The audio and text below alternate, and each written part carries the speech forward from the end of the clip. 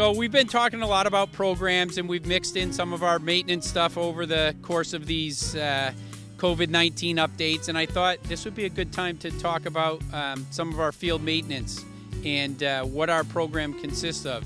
We took a look a couple years back at our field maintenance program and what we wanted to accomplish with our athletic fields.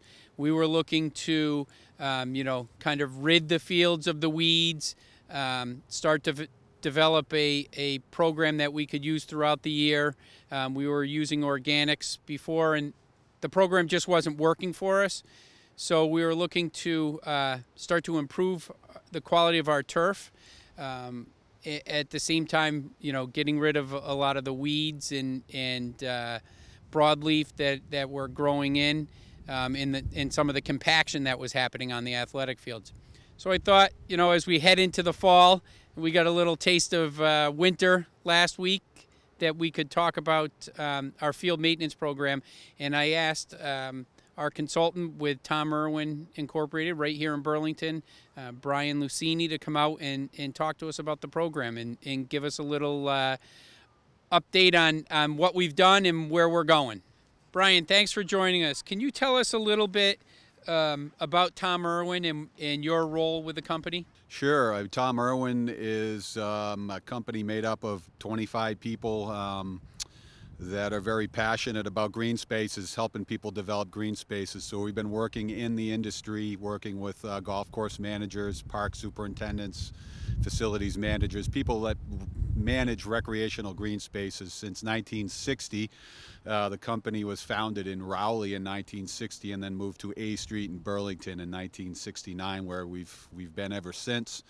I was originally a client of the company, actually. I came from a grounds management golf course superintendent background. My father and my brother are in the same industry as well.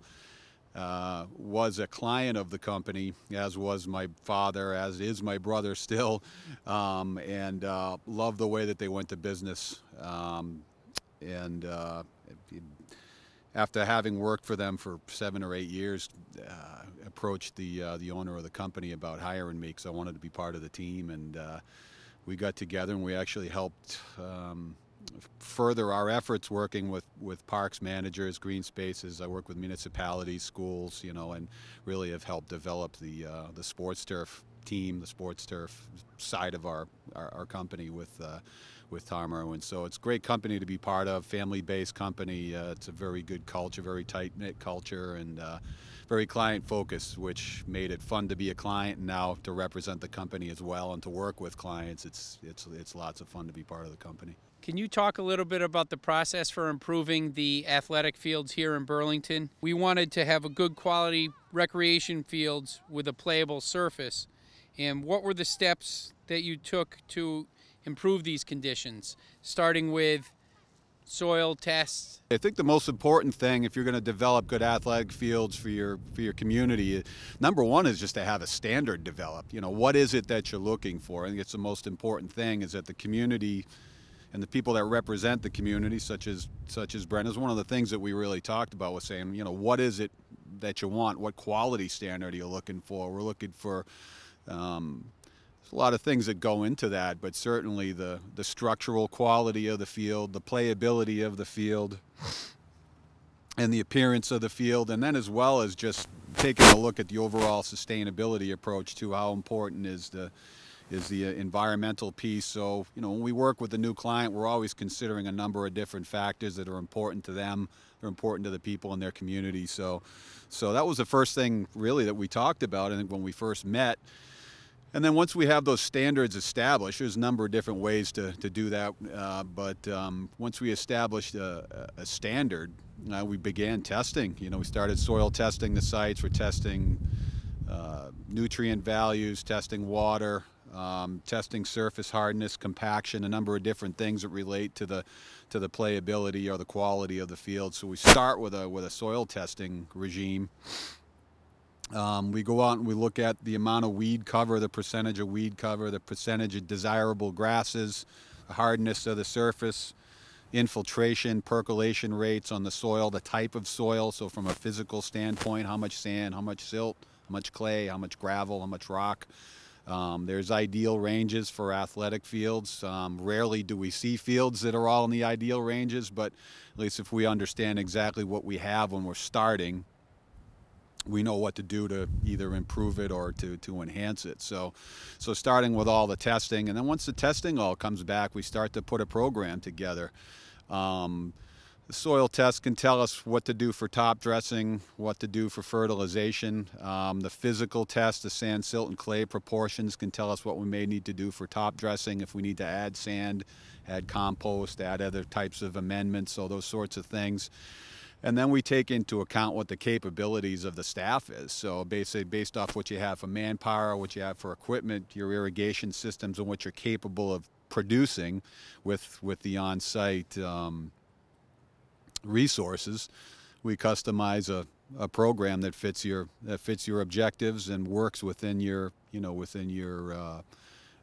logistical capabilities. So that's what's been the goal from day one here. So you talked a little bit about manpower. How has Tom Irwin worked with our staff on field improvements? Yeah, that's a good question.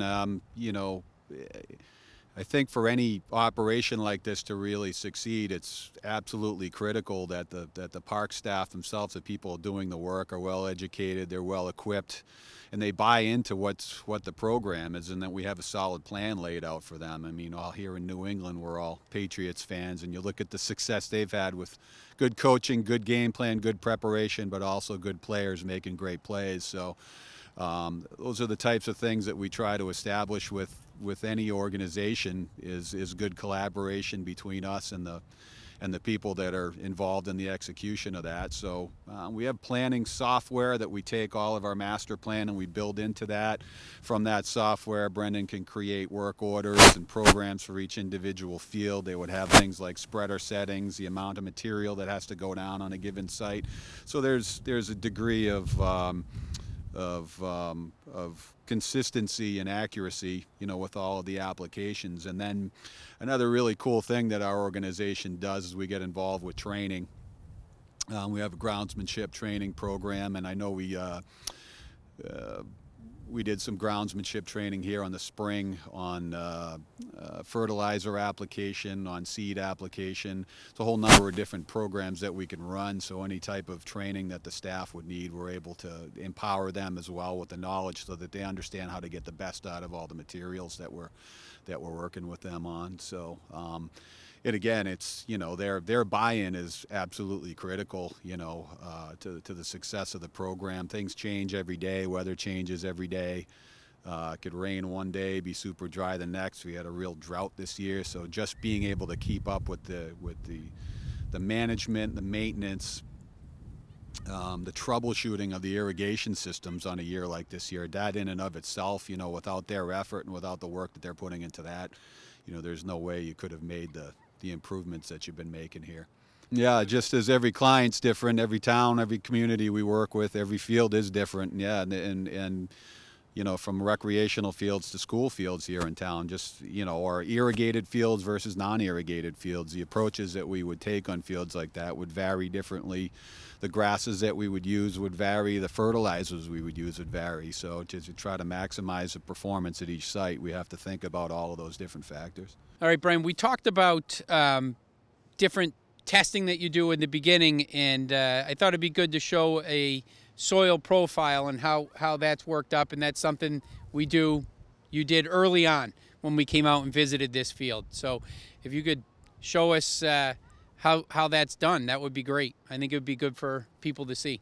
So this is just a regular, what they call a soil profiling tool. We'll stick that into the ground, and then this opens up, and we can get a whole profile. And generally, we're trying to work in the top 6 to 8 inches. When we do a really good job with the roots, we'll get them below that. But really for performance turf grass, that top 6 to 8 inches is really where it's at. We really want a healthy root system, a healthy soil system where water drains freely through there and air drains freely through there, and that's ultimately the goal of what we're trying to accomplish. But we'll come out on a brand new field and we'll just get a look at these situations. A little rocky here at the bottom. I'll get in as far as I can on this one, but so ultimately we pop that open and we just get a look at the overall sample. So we're looking at a thatch layer. There isn't much of a thatch layer on this field. There was a significant thatch layer when we started, maybe a little bit too much. You want just enough so that there's a cushion effect and there's something for the cleats to grab onto, but if you start to get excess thatch, then all the water gets held up in here. You tend to get more disease, tend to get more wear and tear issues with the field. So this is actually a pretty good profile right here. The grasses look good. And this is really nice too when we look at this and everything looks uniform all the way through. The soil textures are uniform all the way through. We got a nice sandy soil. It'd be hard to see with the camera, but we got some roots popping right out of the bottom of this. So we got nice root growth growing all the way down through there.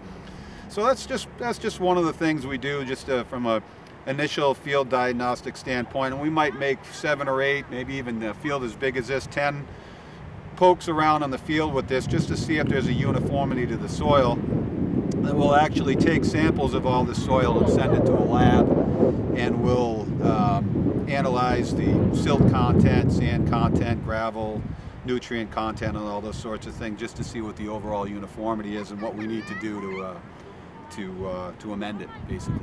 All right, thank you for watching part 1 of our field maintenance special. Part 2 of our athletic field maintenance program, we're going to look at the differences between caring for an athletic field and your own lawn at your house. We're also going to look at the success we've had and what are the key things we need to do to keep that program going forward and keep our athletic fields in the shape they are now.